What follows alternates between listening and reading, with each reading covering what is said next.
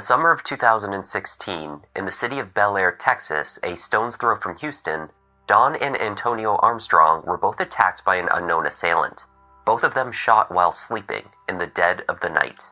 The couple's son heard the gunfire from elsewhere in the house and made an emergency call, sending responders rushing out to the house. These officers arrived to find that the home security system had not been breached.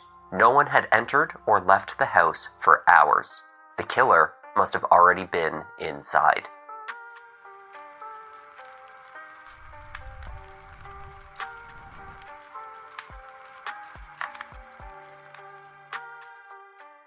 Antonio and Dawn Armstrong have been described as a couple at the head of what was considered to be an all-American family. In 2016, both were 42 years old. Antonio was a Texan native. He had grown up in Houston.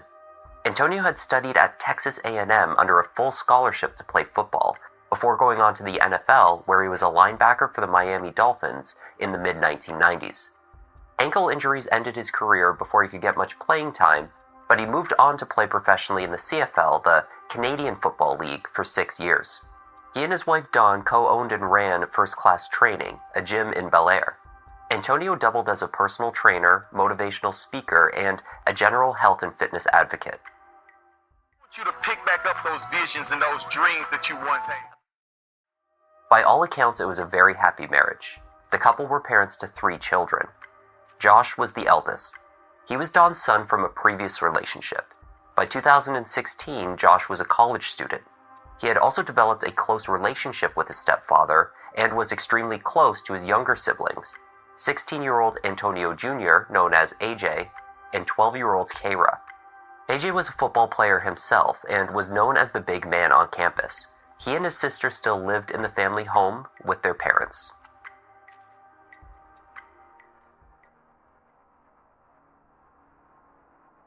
On the evening of the 28th of July, 2016, the Armstrongs retired to bed around 10 p.m. Kara set the home security system that night, securing the family safely inside. They separated to their respective rooms. The master bedroom was located on the 2nd floor, where Dawn and Antonio slept. Kara was just down the hallway. AJ had a room in the loft on the 3rd floor, one that he had previously shared with his older brother Josh. 3 weeks earlier, however, Josh had moved into his own apartment only a short drive away. For hours that night, the house was quiet. The only activity was 16-year-old AJ awake in his room texting with his girlfriend Kate. The two called it a night at just past 1 a.m.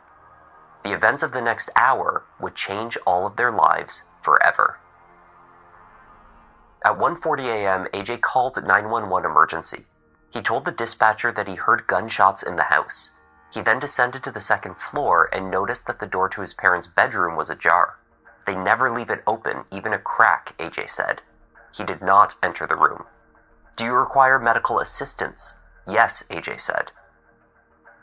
There were several lengthy pauses throughout the call while the dispatcher checked in with updates and information about the responding officers. Much of the call is inaudible. However, AJ was understood to have pondered aloud how someone could have gotten into the house. Does it sound like a handgun, rifle, or shotgun?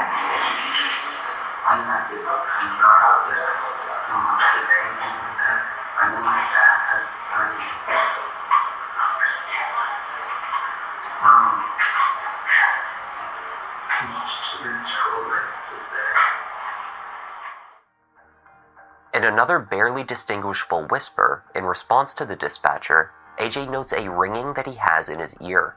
Then, 7 minutes into the call, he also made another ambiguous statement.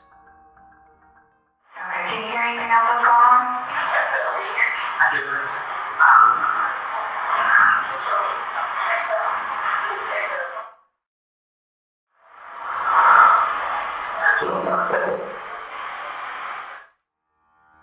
Towards the end of the 911 call, AJ entered a code into the ADT keypad on the front door to disable the home security system.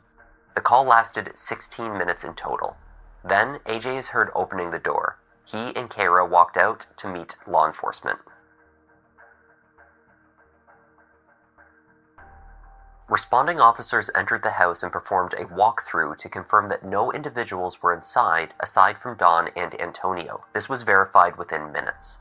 Emergency medical teams found Antonio Sr. in bed, clinging to life with a slight pulse, and immediately rushed him out for further care. He had been shot with a single bullet in the head. Dawn, in bed beside her husband, was sadly declared dead at the scene. The mother of 3 had received 2 gunshots behind her ear. Both had been asleep when the killer attacked. When the couple was found, each had a pillow resting over their heads. Walking through the kitchen, responding officers noticed drawers hanging open haphazardly, though nothing appeared disturbed within them, nor were any items found to be missing. From one of these drawers, a notepad and a pen had been retrieved and left sitting out on the kitchen counter.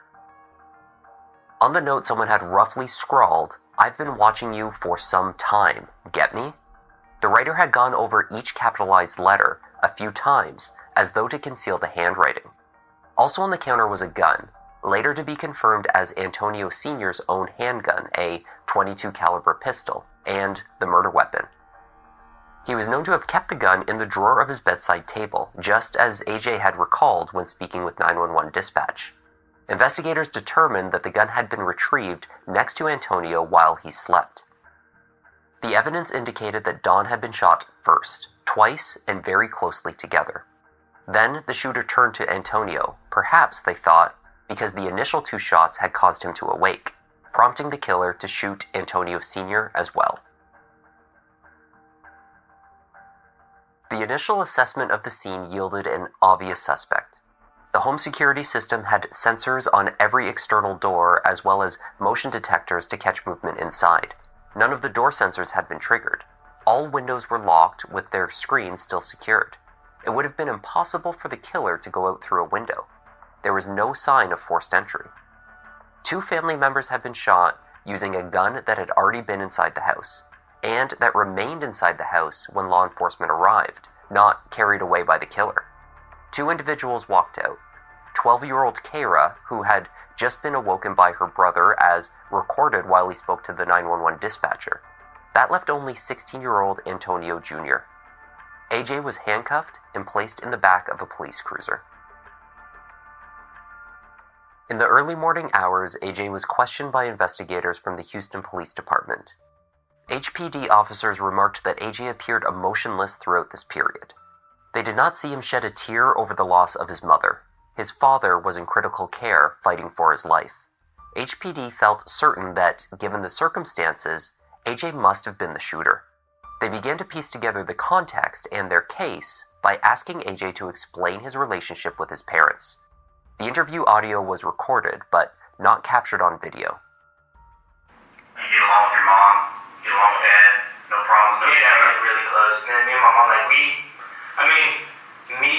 me, my brother, and my sister, had our, little issues with my mom, but it was never anything, serious. Investigators asked specifically about AJ's older brother Josh, who had arrived at the crime scene shortly after law enforcement. In the chaos of the night, AJ had also found time to call his brother Josh. He told his brother that their parents had been shot. Josh was at the house moments later because he lived just down the street. Now, you have an older brother that doesn't live there? No, he's not. He just moved. He was going to Blinn, and he just moved back 3 weeks ago. He's going to the Art Institute now, and he lives in those apartments. Our house is here, and when you come out and make that left on Maple Ridge, he lives in those apartment complexes right there. Okay, so right around the corner. Right around the corner. Okay, Right around his house. Now, how is his relationship with everybody in the family? He's really, him and my dad are a really close group. We sit down and talk a lot. And then him and my mom are identical people. Their personalities are the same, so they're close. And then me and him are just have a really close brother relationship. And then my little sister loves him. While AJ was questioned, the crime scene was being processed. There were no usable fingerprints found in the house. Nothing was found on the gun, nor on the note and pen left out in the kitchen. There were shell casings found in the master bedroom, but also in AJ's bedroom. AJ was asked about what he knew about his father's gun. Do you know what kind of gun it is? I just know it's a pistol. I think it's a 22, but I'm not 100% positive. Only time I've ever used it was when we went to the gun range when I was 8 years old or something like that. But that's about it. And I know he has his case in one of his drawers, And like my dad, his drawers, the closet, and under the bed is like off limits. So I've never gone in there or like seen it or anything like that, except for when he brings it out. So like I don't know where he was keeping the gun at the time, but I know he keeps it on one of those three places. Searching through the master bedroom, investigators noticed a bullet hole in the ceiling originating from AJ's third floor bedroom. They locate the entry hole in the teenager's room, concealed only by a pile of socks. When pressed by the HPD on this point, AJ admits to having fired the gun. He showed it off to a friend weeks earlier and had fired it at that time. Police then found bullet holes in a pillow and blanket in AJ's closet. It was like maybe 3 weeks ago. Me and one of my friends was just like playing around, and they were about to leave, and he was like, hey, well, not really he was like me, I was like, hey, like, have you ever tried that before? And they were like, nah, I've never done it. And I was like, you want me to show you how to? And like, I like went and checked in 3 places, and the gun was on my dad's bed, and I like laid the pillow, I laid my pillow, and then like a blanket over it, a blanket under it, thinking like that would stop it, but I guess it did not stop it. Yeah. Police did not buy into AJ's timeline. Investigators say materials from the ceiling were visible on the floor of the master bedroom.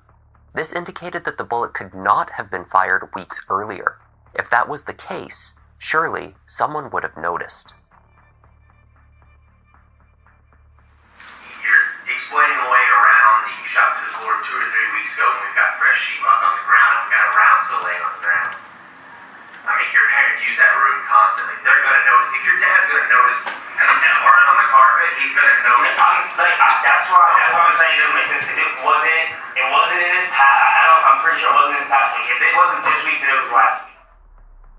The bullet hole was not the only suspicious anomaly identified inside the house. On the second floor landing, police identified an area of carpet that appeared to have been recently burnt.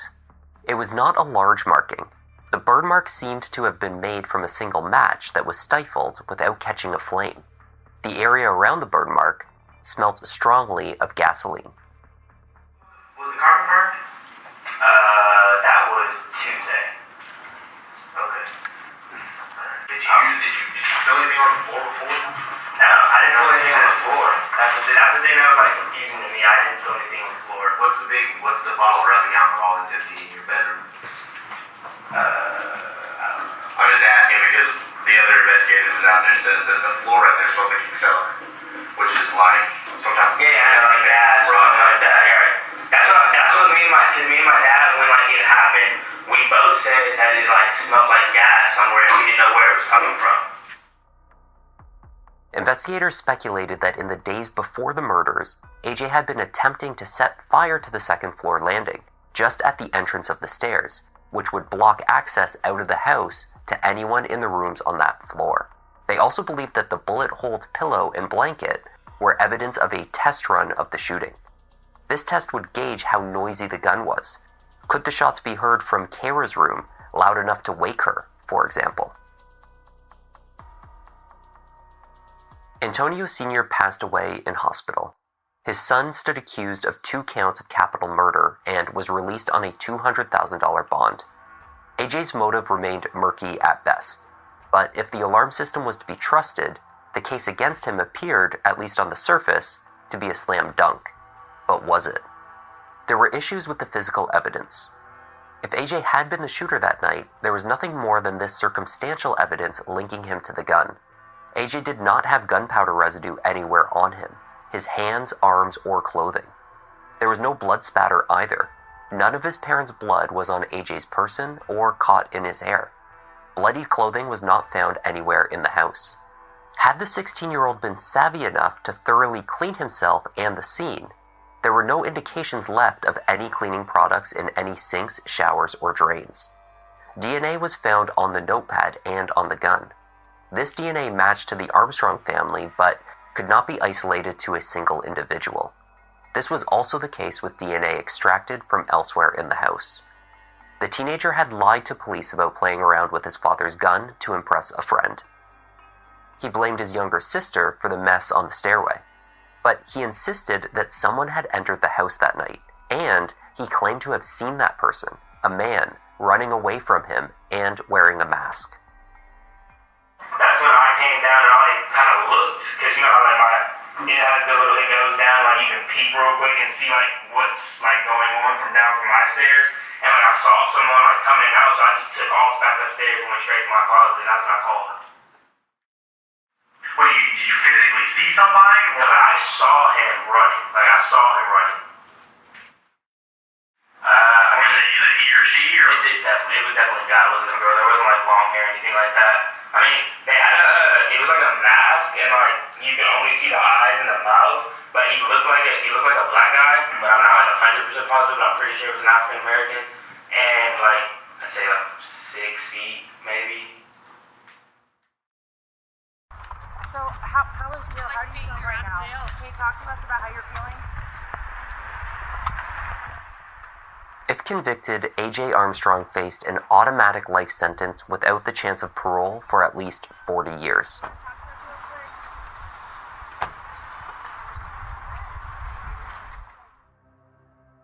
A.J.'s family stood firmly behind him while his defense attorneys prepared to defend the teenager at trial. We was fans. We know him. We know our That's grandson. the thing. We know our grandson. Yes. We know what he's capable of doing Yes. and what he's not capable of doing. No. And we know that he's not capable of murdering his mother and his father. There was somebody else in the house that night, and to know that this is something I'm being accused of just makes everything so much worse. Dealing with not having my parents anymore, it's the fact that I'm being accused of something of this magnitude. Before the case saw a jury, a woman named Maxine Adams, a friend of the Armstrongs, came forward offering an alternative theory of the crime. Maxine claimed that Antonio Sr. had been involved in a prostitution ring. Maxine's husband had also been involved. They had, by extension, become connected with some shady associates and had even received death threats. AJ's defense, headed by attorney Rick Toto, claimed this information had been withheld by the state and pushed for an outright dismissal of the charges against AJ. In Maxine's interview with police, she backed up her claims. To the family, this came as a shock, but also a potential explanation for the murders that did not involve young AJ. Full details. Names, phone numbers, people involved, how it worked. The woman said that my son was receiving threatening phone calls. He's dead. You mean to tell me that wasn't enough for you to start investigating? It's painful, but I want to know truth and I want my grandson free. The Armstrong's gym first-class training was broken into just after the murders. A link between this break-in and the murders was not made. The HPD found Maxine Adams' claims to be unsubstantiated. But with these rumors and curious activities playing out in the months after the killings, Rick Toto told the media that it was clear that the state did not want the public to know what was really happening. The motion to have the case dismissed nonetheless failed. AJ was 19 years old when he went on trial in the spring of 2019. Within 11 minutes of going into that house, before any evidence was processed, before they knew anything about the crime scene, as far as forensics, before anything, they made up their mind, he did it. In a surprise move, the defense introduced yet another theory of the crime when they pointed the finger at a new suspect, Josh Armstrong, AJ and Kara's older half-brother. Josh is the son of Dawn and stepson to Antonio Sr. In the years following the murders, Josh had been diagnosed with schizophrenia and he began to receive treatment. He had reported paranoid episodes and violent thoughts. For the past 3 years, he's been in and out of a psychiatric facility. You're going to hear evidence that he's suicidal.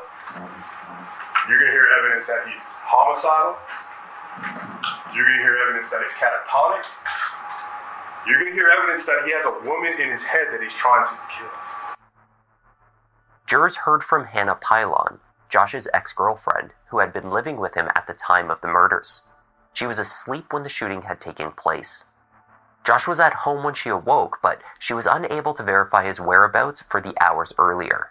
She assumed he had been sleeping next to her. Hannah testified that she awoke when Josh received the phone call from AJ. There was someone in his parents' house, he told her, as he headed for a shotgun, then straight out the door. She also testified that Josh spiraled after his parents' death. He heard voices in his head. He became paranoid, depressed, and obsessed with the murders. Josh then checked himself into the hospital for psychiatric treatment. Kara Armstrong, now a teenager herself, took the stand as a character witness for her brother and to discuss the family dynamic. She told the jury that Josh had been the black sheep of the family, that he perceived that his parents loved the other two children more than him, and that his demeanor had completely changed for the worse just after returning from college. Kara also gave testimony addressing the key piece of evidence against AJ, the security system. It was finicky, she said. Kara recounted how the system often misfired. The sensors did not always work. In particular, the door sensors would fail to signal when the external doors were opened. She had explained this to investigators on the night her parents were killed. The defense aimed to prove that the alarm system reports showing no doors had been opened in the home for hours prior to law enforcement arriving on the scene were complete nonsense. Those records are not worth the paper they're written on. There was at least 77 different arrows in those alarm records. Those alarm records are absolutely useless, and the whole state's theory that the house is closed and no one can get into it is nonsense. To this point, the motive attributed to AJ for the murders remained murky. The state sought to show a growing tension between the teenager and his parents. Prosecutor John Jordan presented a series of text messages sent amongst AJ and his parents. Prosecutors showed the jury that Dawn and Antonio Sr. sent several texts to AJ, calling him a liar, expressing anger that he was smoking in the house, letting his grades slip, and disobeying their rules. To her husband, Dawn wrote, "AJ is starting to lie. I am so disappointed. He doesn't care about anything. He is a bold-faced liar like I have never seen before." AJ had been kicked out of school due to failing grades. He had broken curfew, been irresponsible with his car, and not taking responsibility. 8 weeks before the murders, AJ wrote to his parents, "I'm not even going to try to say sorry for everything because right now I know it doesn't mean anything to you guys. I know I need a major life change right now." His mother responded, "We gave you all in the best we had. We wanted the best for you. We provided the best education, bought you a great car to celebrate you. We tried to be open with you and what was important to you, and all you do is lie to us, scheme behind our backs, chose to piss on all we tried to do. Beyond disappointed. I will never understand why you are a liar and do not work hard in school. You don't want to be right or do good. I am so heartbroken, but it is what it is."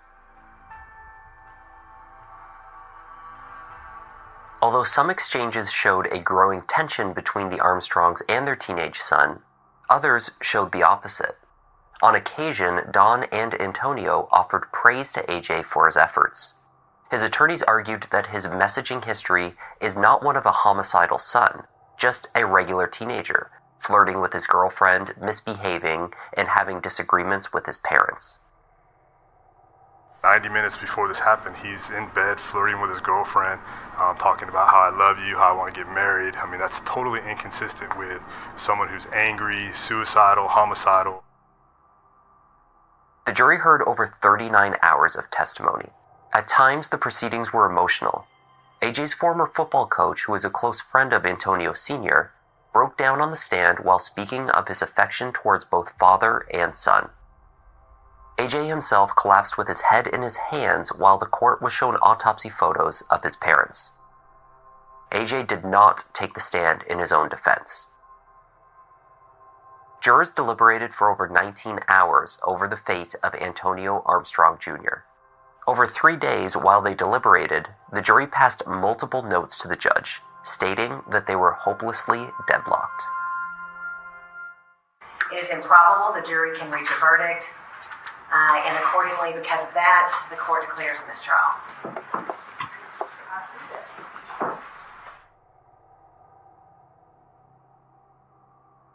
The state did not drop their case against A.J. Armstrong after the mistrial. They issued a statement almost immediately of their intention to retry the case. Did you kill your parents? No. Never. Never.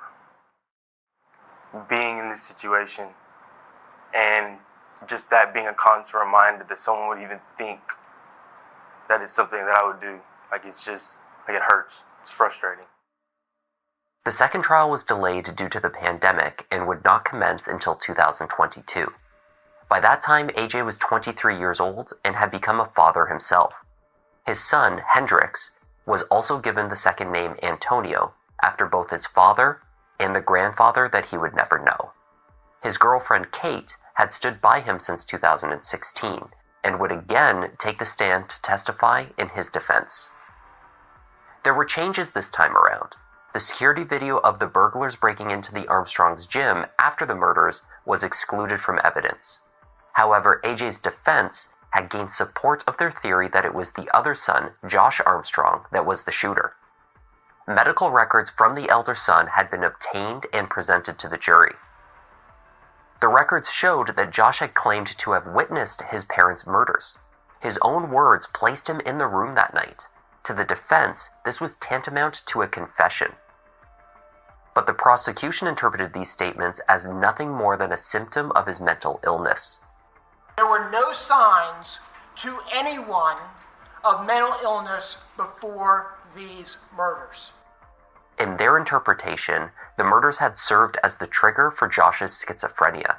He had not been severely mentally ill prior to July 2016. And there was no way these murders were the act of an individual under psychosis. Much of the focus in both trials was placed on the timeline, as pieced together by phone records and the hotly disputed security system reports. The alarm had been set at 9:52 p.m. by Kara. That was an undisputed fact. AJ was active on his cell phone, primarily texting with Kate, until 1:02 a.m., at which point it was placed on a charger, likely in his third-floor bedroom. The phone was lifted from its charger at 1:08 a.m., but not unlocked for use. 1 minute later, the motion detector on the second floor was activated. The phone screen was turned on and off over the next several minutes, giving off ambient light, perhaps to navigate the dark house, argued the prosecution. Dawn and Antonio were shot with Antonio's gun between this time and the 911 call placed at 1:40 a.m. The only period of time all day that AJ was not active on his cell phone. During that period at 1:25 a.m., the living room motion sensor was activated. It is assumed that this is when the note and gun were left in the kitchen. Between this time and the 911 call, the prosecution speculated AJ was cleaning up the scene and himself. The front door sensor was activated at 1:57 a.m. when AJ disarmed the system to allow law enforcement to enter. Then, as though to prove the accuracy of the sensors, 2 minutes later, the system report also showed the kitchen door opening, exactly in line with when responding officers performed a check of the property. The security system expert called by the prosecution, a man named Tim Rader from the home security company ADT, faced an intense cross-examination by Rick DeToto. The defense team had found what they deemed to be 77 distinct errors in the security report for the house in the month of July 2016 alone. In the period from June to July of the same year, they identified over 120 failures in the system detecting movements, the majority of which they said related to the opening and closing of external doors. We know what this is. This is a garbage can. The alarm records are that. Garbage. They are garbage.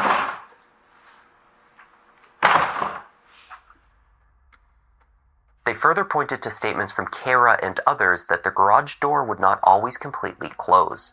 The security panel by this door could nonetheless be armed by using a key fob. It's about reasonable doubt. Now I'm going to give you a hypothetical. Let's assume that Tim Rader is a doctor. And someone goes to Dr. Rader, the ADT guy, and says, "Doctor, I have this pain in my back." The doctor does tests. He has you meet with other people. And the day comes and Dr. Rader calls you and says, "Come on in. I need to talk to you. You have a cancer mass on your spine. If you don't have surgery, you're going to die. If you do have surgery, you could be paralyzed for the rest of your life." I think we'd all agree that that's a serious decision, much like deciding life in prison. And you say, "Doctor, thank you. I'm devastated by this. I'm going to get a second opinion." And you get all of Dr. Rader's tests and everything he did, and you take it to another doctor. The doctor says, "Let me get back to you. I'm going to review these." The doctor calls you back and says, "Sir, ma'am, I've looked through all these records, and there's at least 77 errors in those records. I've also found out that Dr. Rader State failed to talk to anybody that you talked to about food poisoning.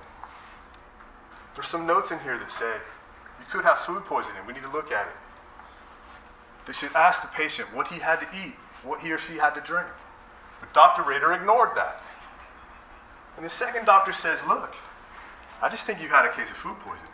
And let me show you all the errors in his records." How many people in here would have that surgery? Raise your hand.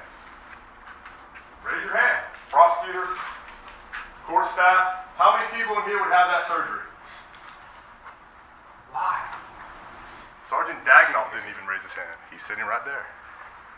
Why would you not have that surgery? Because you have a reasonable doubt. Prosecutor John Jordan argued that AJ had slipped up. At one point on the 911 call, in a barely audible segment played for the jury, AJ complains of a ringing in his ears. And there's this amazing thing is if you fire a gun without ear protection, something happens to your ears. Now, it wouldn't happen if you're in another room. But the whole reason why we have ear protection is there's like a high pitch or a ringing that goes on in your ears. When the dispatcher asked him, "Do you hear any noises?" what does AJ Armstrong say? Okay, can you hear anything else that's going on?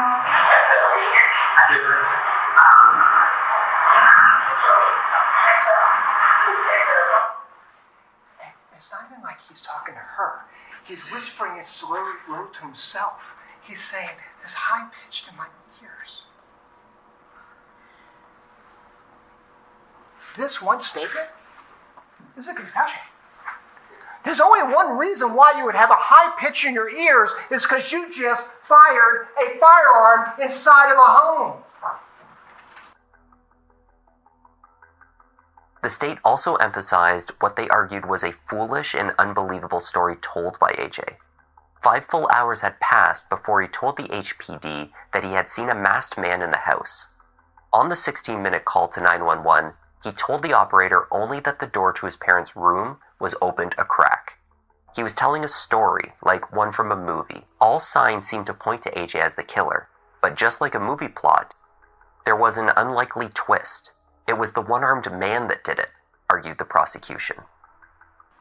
So now it's not a crack. Now he's going down the stairs and he sees someone coming, but it's more. What, did you physically see somebody? No, I saw him running. I saw him running. Now he sees someone running. You would think, during a 16-minute 911 call, if he really saw someone running, he would have said, "Ma'am, I saw someone running in my house. Please get here. My sister's down the hallway." Wouldn't he have? Wouldn't he have said, "Someone's here, please. My sister is down the hallway. I see him running that way." But he doesn't do that. But to homicide investigators, if you're the only one in the house, if you're the one that committed murder, you've got to invent somebody. We all know from movies, the one-armed man, that's what this is like. In the first mistrial in 2019, the jury had deadlocked 8-4.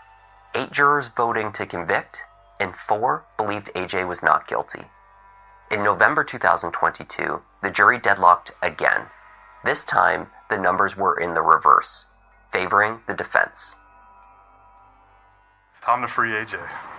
It's been 6 years, it's been 2 trials, it's been 40, 50 witnesses, it's been probably millions of dollars of expenses by the district attorney's office. It's time to let this young man go. We're absolutely ready. You're prepared to do this again? Yes, ma'am. I told you we'll never stop fighting for AJ. Speaking to the media afterwards while maintaining their anonymity, a handful of jurors spoke about how difficult the deliberation had been inside the jury room. When he said that he saw someone running down the stairs, it was clearly made up. It was dark. He said he was African American wearing a mask. Well, it was dark. And if it truly was your brother, Josh, wouldn't you recognize his physique? Again, I did hear everyone saying, we believe he did it, but we have doubt. The state has made clear their intention to try A.J. Armstrong for a third time. Jury selection is scheduled for the 24th of February 2023, with opening statements and testimony expected to commence in later March. The judge in the trial filed an order to change venue, in part due to the scrutiny the case has received in Harris County and how this may impact the delivery of a fair, unbiased jury trial. It's unclear how these pretrial proceedings may impact the timeline. But according to the state of Texas, since July 2016, one fact has seemed certain. Antonio Armstrong Jr. is guilty of murdering his parents. 8 years later, they still need to prove it.